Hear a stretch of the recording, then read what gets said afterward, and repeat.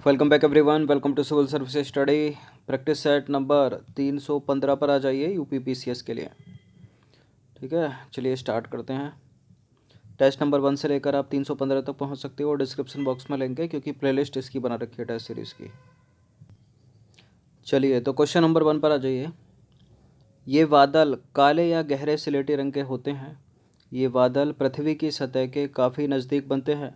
कभी कभी ये बादल इतनी कम ऊंचाई पर होते हैं कि ये सतह को छूते हुए प्रतीत होते हैं। ये बादल मोटे जलवाष्प की आकृति विहीन संहति होते हैं। अब बताइए ये निम्नलिखित में से कौन से बादल हैं।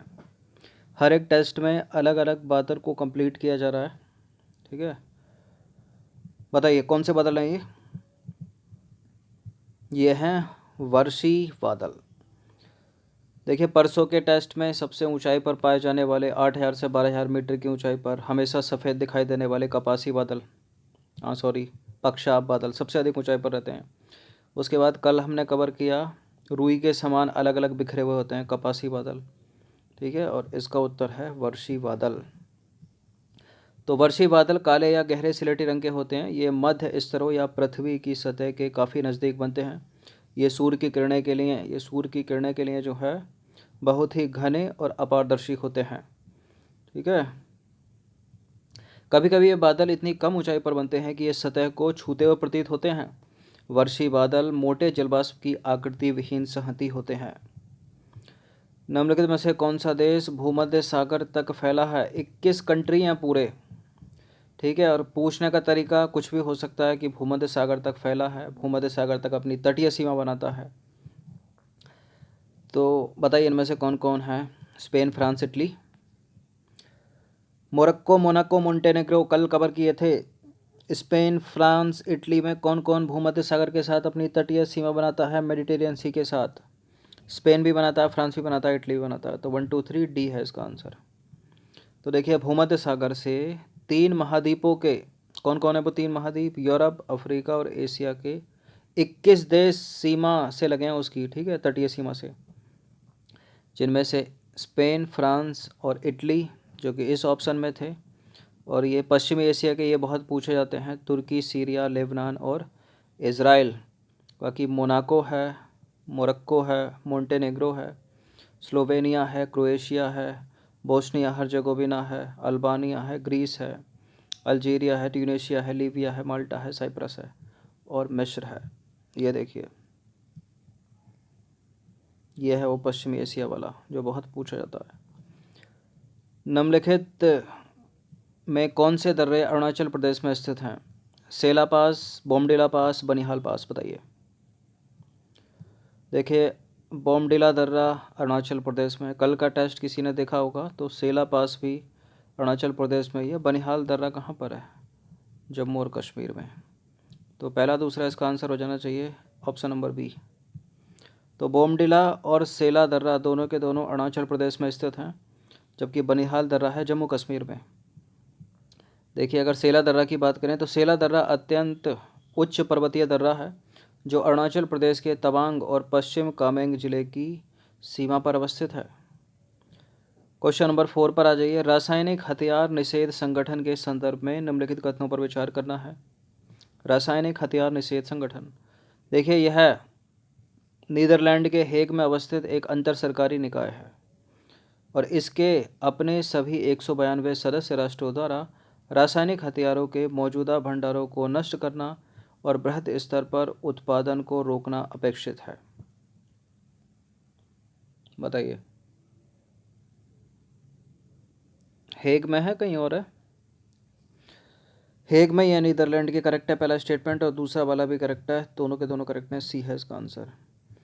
तो रासायनिक हथियार निषेध संगठन, ठीक है, organisation for the prohibition of chemical weapons, Netherlands के हेग में उपस्थित एक इंटर गवर्नमेंटल ऑर्गेनाइजेशन है, यानी अंतर सरकारी संगठन है जो रासायनिक हथियारों के उन्मूलन के लिए काम करता है। इसकी स्थापना रासायनिक हथियार सम्मेलन यानी एक हथियार नियंत्रण संधि जो रासायनिक हथियारों के उत्पादन, उनके भंडारण और उपयोग पर प्रतिबंध लगाती है के बाद हुई थी और यह वर्ष 1997 से प्रभावी है। ठीक है, अब देखिए, रासायनिक हथियार निषेध संगठन इस सम्मेलन का कार्यान्वयनकारी निकाय है। इसके सभी 192 जो सदस्य राष्ट्र हैं वो रासायनिक हथियारों के अपने मौजूदा भंडार को नष्ट करने और बृहद स्तर पर उत्पादन को रोकना जो है अपेक्षित है उसमें। ठीक है। रासायनिक हथियार सम्मेलन रासायनिक हथियार निषेध संगठन के अंतर्गत है। क्वेश्चन नंबर 5 पर आ जाइए। निम्नलिखित में से कौन से जूनोटिक डिसीज़ हैं, मतलब पशुजन्य रोग हैं, ऐसे रोग जो जानवरों से इंसानों में संचारित होते हैं। रेबीज कुत्ता बिल्ली बंदर के काटने से होता है, बिल्कुल। स्वाइन फ्लू H1N1 ये भी है। इबोला तो यूपीएससी का फेवरेट रहा, 2-3 साल तक इससे प्रश्न पूछे गए, CAPF में भी पूछे गए, यूपीएससी में भी पूछे गए। ठीक है, दूसरे स्टेट पीसीएस में भी पूछे गए। कोविड-19 भी है, चमगादड़ों से या फ्लोरिकन, तो सारे के सारे हैं। डी है इसका आंसर 1 2 3। तो जानवरों से मनुष्यों में संचारित होने वाली बीमारियों को जो है पशुजन्य रोग कहते हैं, जूनोटिक डिसीज़ कहते हैं। पशुजन्य रोगों के उदाहरणों में रेबीज़ है, स्वाइन फ्लू है जिसको H1N1 बोलते हैं, सूअर से होता है। बर्ड फ्लू है जो एवियन इन्फ्लुएंजा H5N1 से होता है। इबोला है, फल मतलब फ्रूट बैट से होता है, चमगादड़ खाने वाले फल खाने वाले चमगादड़ से। वेस्ट नाइल वायरस है, संक्रमित मच्छर से होता है।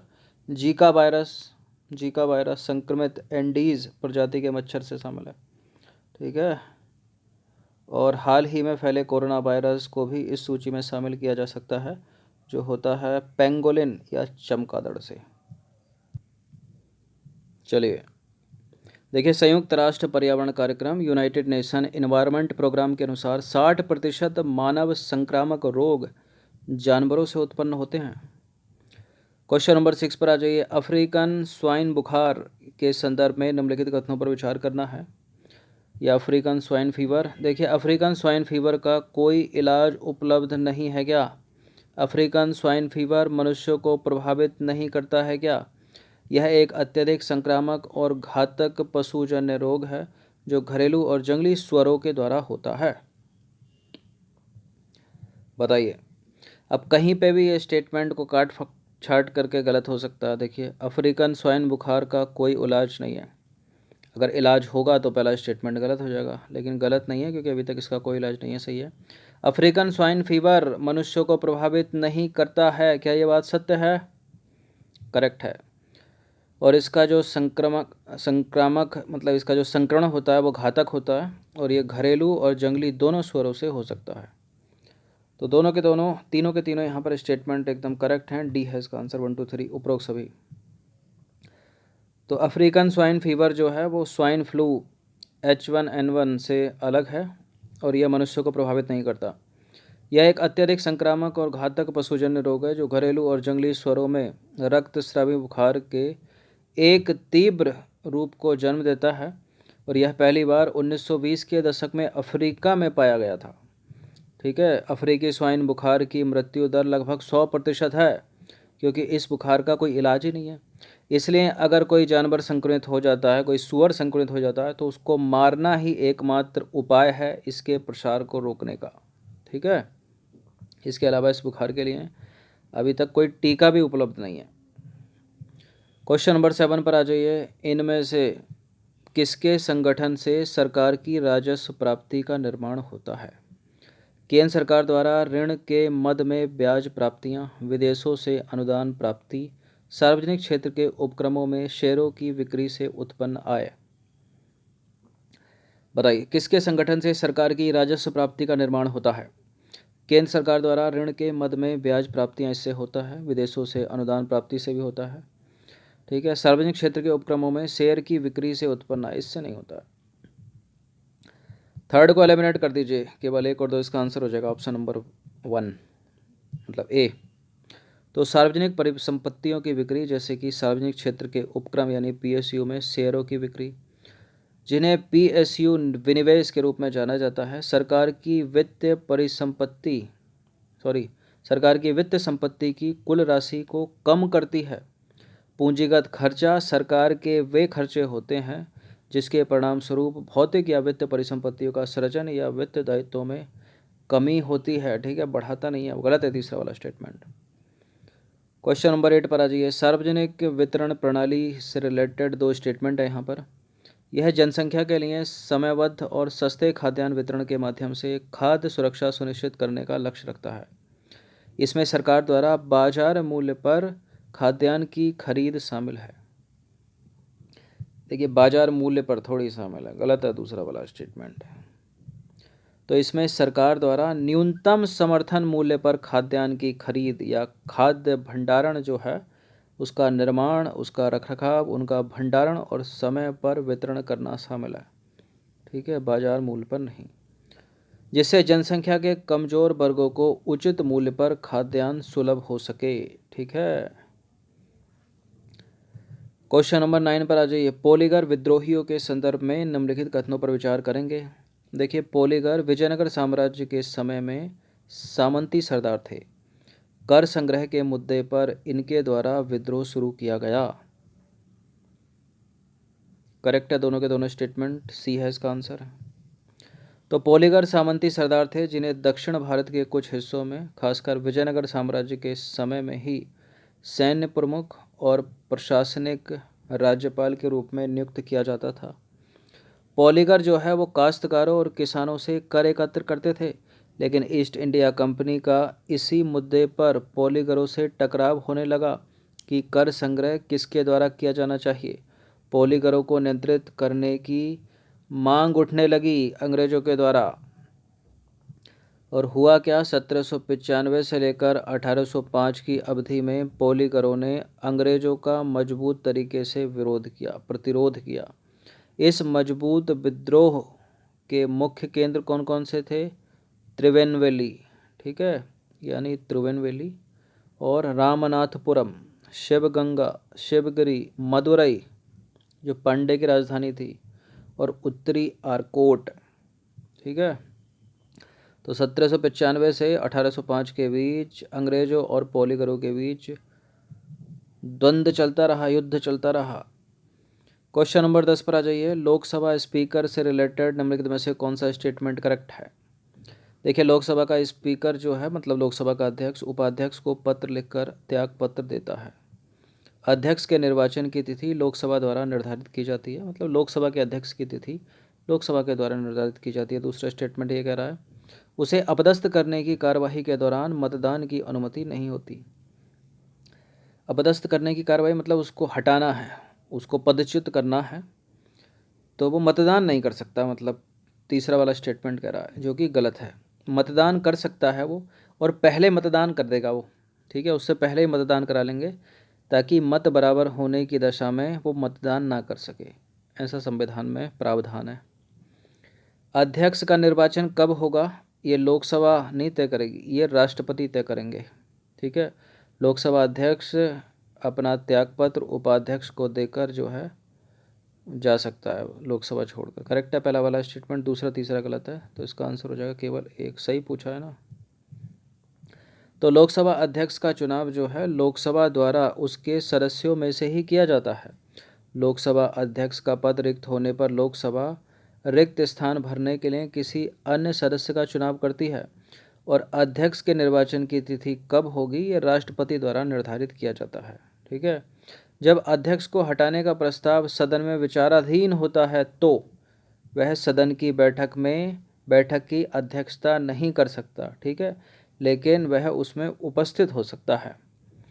ऐसे समय में सदन की कार्यवाही में वो भाग ले सकता है और प्रथम अवस्था में मतदान भी कर सकता है वो। ठीक है, किंतु मतों के बराबर होने की दशा में उसके पास मत देने का अधिकार नहीं होता है। तो इन सब चीज़ों को याद रखना। ठीक है, अध्यक्ष को हटाने का प्रस्ताव अगर सदन में विचाराधीन है तो वो सदन की बैठक में भाग तो ले सकता है, लेकिन बैठक की अध्यक्षता नहीं कर सकता। ठीक है, सदन की कार्यवाही में भाग ले सकता है, मत भी दे सकता है, और पहले ही मत देगा, प्रथम अवस्था में मतदान कर सकता है वो। ठीक है, किंतु अगर बाद में मत बराबर हो गए तो उसके पास उस स्थिति में मतदान करने का अधिकार नहीं होता। और लोकसभा अपने में से ही एक अध्यक्ष का चुनाव करती है और दूसरा एक उपाध्यक्ष का चुनाव करती है। ठीक है। और अध्यक्ष के निर्वाचन की तिथि क्या होगी, ये कौन तय करता है, ये करते हैं भारत के राष्ट्रपति तय। ठीक है, तो 10 प्रश्न ऐड किए गए थे इंपॉर्टेंट, इसमें कुछ बड़े स्टेटमेंट हैं, इनकी 2 बार प्रैक्टिस कर लीजिएगा। धन्यवाद।